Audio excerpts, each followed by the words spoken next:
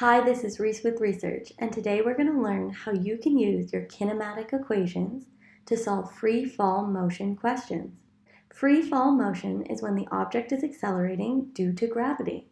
That means the only force acting on the object and causing it to speed up or slow down is gravity. And the acceleration due to gravity is always equal to negative 9.8 meters per second squared. To understand this, let's look at an example. Imagine I'm standing on top of a bridge, and I take a ball, and I drop it, and I let that ball fall down. We know as that ball drops, it speeds up. And what's causing it to speed up?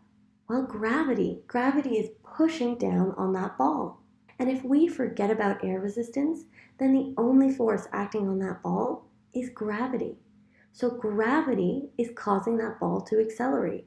And the acceleration due to gravity is always equal to negative 9.8 meters per second squared.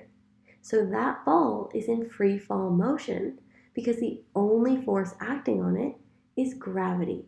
So it's accelerating due to gravity. Let's look at another example.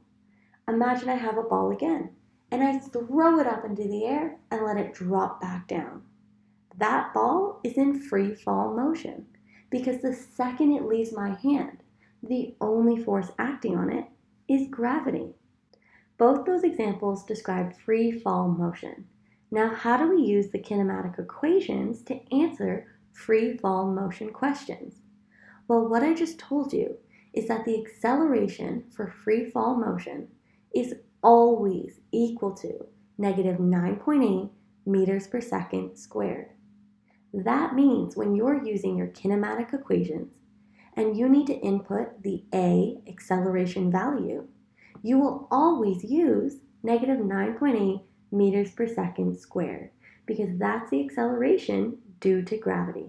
So what I've done is I've made two free fall motion questions. They both require you to use the kinematic equations, and you have to know that the acceleration due to gravity is equal to negative 9.8 meters per second squared. And that's the end of this video. We explained how you can use your kinematic equations to answer free fall motion questions.